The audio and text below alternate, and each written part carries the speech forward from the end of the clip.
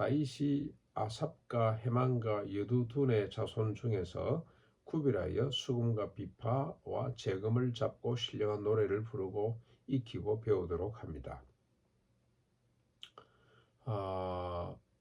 세 자손 중에서 구별된 자의 수요는 288명이며 이들을 왕이 직접 지휘하게 됩니다.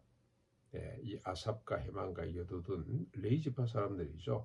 그 후손 중에 288명을 성가대로 뽑은 거죠. 그리고 왕이 직접 지휘를 하게 됩니다.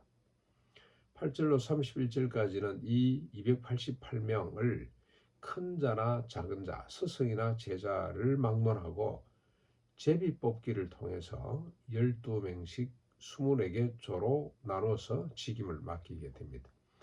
그러니까 12명씩 조를 짜서 성가대 봉사를 하도록 했다는 겁니다. 다윗의 조직의 특징은 많은 사람을 뽑아서 업무에 부담이 가지 않도록 하는 겁니다. 군대도 그렇고 성가대도 그렇고 많은 조를 짜두고 그 조가 번갈아 가면서 돌아가면서 직임을 맡도록 그래서 부담을 갖지 않도록 그렇게 했다는 것이 특징입니다. 오늘도 우리가 다윗이 어떤 사람인지를 보게 되는데 아마 이게 다시 역사에 이렇게 정리되는 거 보면 상당히 중요한 부분이죠. 다윗은 제사나 의식이나 어떤 절기 가운데 찬양을 대단히 중요하게 여겼다는 겁니다. 찬양이 없는 제사, 의식, 절기를 생각할 수 없을 정도로 찬양을 소중히 여긴 인물이 다윗입니다. 지금도 그런 것 같아요. 인간의 정서라는 것은 이게 노래, 여러 가지가 있습니다만 특별히 노래를 통해서 생각이 고조되기도 하고 또 정서가 이렇게 정돈되기도 하고 노래라고 하는 것만큼 인간의 어떤 생활에 삶에 영향을 많이 미치는 것이 없죠. 하나님의 주신 이 하나님의 형상을 닮은 어떤 한 부분이라고 할 수가 있습니다. 정서 부분, 감정 부분. 사실 어떻게 보면은 세상의 모든 소리는 다 노래죠. 바람 부는 소리, 새가 우는 소리, 시냇물이 흐르는 소리, 이 다 소리들이 음악과 같다는 생각이 듭니다. 그래서 하나님은 음악으로 세상을 가득 채우고 계시는구나.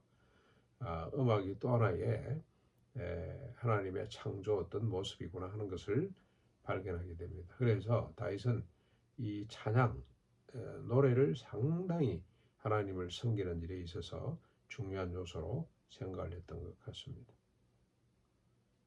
근데 또 하나 특징은 이 일, 찬양하는 일은 선행과 함께 인간이 하나님 앞에 할 수 있는 유일한 제사이기도 합니다. 히브리서 13장 15절로 16절에 보면은 우리 인간 구원받은 십자가 부활로 말미암아 죄 용서 받고 거듭나고 이제 하나님의 율례와 뜻을 행하도록 하는 성화되고 영화되는 이 모든 과정은 하나님이 하시는 일이기 때문에 인간이 할 수 있는 일은 딱 두 가지. 인간이 할 수 있는 진정한 제사는 두 가지가 남습니다.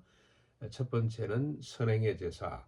이 선행의 제사도 인간이 의지적으로 한다기보다는 하나님의 주신 것을 나누어 주는 거죠. 나누어 주는 것. 그래서 오른손이 하는 것, 왼손이 모르도록 하는 것. 그리고 또 하나 선행 가운데는 하나님을 자랑하는 일이 있습니다. 전도하는 일이겠죠. 그리고 하나님께서 우리에게 요구하시는 우리 이 구원받은 성도가 할 수 있는, 드릴 수 있는 유일한 제사 두 번째가 뭐냐? 찬미의 제사입니다. 예수 그리스도 십자가로 단번에 제물이 되셔서 모든 인간의 죄를 다 해결해 주셨는데 이제 더 이상 제사가 필요 없죠. 신약에 남아있는 제사라면 선행의 제사와 찬미의 제사 이 두 가지 제사만이 남았다고 히브리서 기자는 이야기를 하고 있습니다. 그런데 우리가 다윗의 특징 가운데 하나가 뭡니까? 제비 뽑기를 한다는 거죠. 제비 뽑기.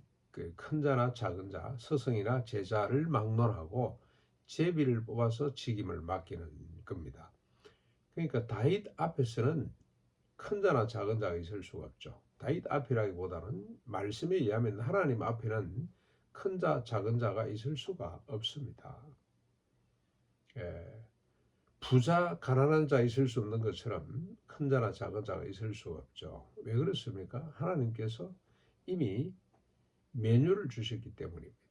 제사, 찬송, 모든 일에 삶의 전 영역에 하나님께서 이미 메뉴를 다 주셨죠. 모세를 통해서 주신 613가지 플러스 알파, 수많은 법을 주셨습니다. 그 말씀대로 살기만 하면 됩니다.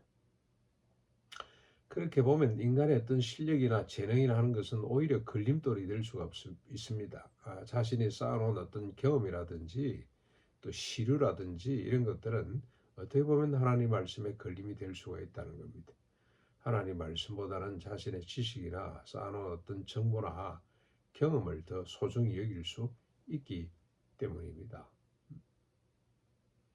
하나님은 이미 말씀을 통해서 우리가 어떻게 살아야 될지, 어떻게 제사를 드려야 될지, 어떻게 찬양을 해야 될지 것까지도 다 말씀해 놓으셨기 때문에 특별히 하나님 앞에서 직임을 수행하는 데 있어서는 재능이 그렇게 중요하지 않다는 겁니다. 그래서 늘 제비뽑기를 통해서 스승이나 제자나 실력 있는 사람이나 없는 사람이나 동일하게 하나님 앞에 봉사할 수 있도록 하셨다는 겁니다. 그렇기 때문에 있다 없다 또는 무슨 높다 낮다 이 자체가 아무 의미가 없는 것이 하나님의 나라 모습이다. 그렇게 우리가 정리를 하고 도전을 받았으면 좋겠습니다. 이제 우리 같이 한번 기도하겠습니다. 일상의 찬양이 우리의 삶이 될 수 있도록, 일상이 될 수 있도록 해주십시오. 늘 찬양하는 삶. 우리가 예배 시간뿐만이 아니고 우리가 늘 일상 가운데서 찬양할 수 있었으면 좋겠습니다. 그래서 우리가 간절히 기도하기를 원합니다.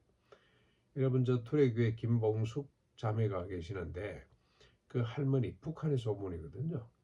그 할머니를 통해서 신앙을 전수 받았습니다. 이분들이. 근데 어떻게 전수를 받았냐? 북한 사회에서 학교 갔다 오고 저녁에 저녁을 먹고 나면 누워서 창가로 벌어지는 이 창가로 이렇게 창문에 떠 있는 별들을 보면서 이런저런 이야기를 하는데 할머니는 늘 찬송을 했답니다. 학교 갔다 와서 할머니를 봐도 찬송하고 노래를 부르고 있고 저녁에 별을 보고서도 노래를 부르고 있고 그래서 손녀들이 물어보는 거죠. 할머니 무슨 노래예요? 그러면 할머니가 너희들 이 노래 좋니? 배우고 싶니? 그러면서 하나하나 찬송을 가르쳐 주는 겁니다. 그래서 그들이 찬송을 통해서 하나님을 만났다고 그렇게 이야기를 하는데 아름다운 고백이죠. 우리가 찬양하는 가운데 하나님이 드러나게 되고 또 하나님이 많은 사람들에게 증거될 줄로 믿습니다. 그래서 늘 일상이 찬양이 될 수 있도록 그렇게 기도할 수 있기를 바랍니다.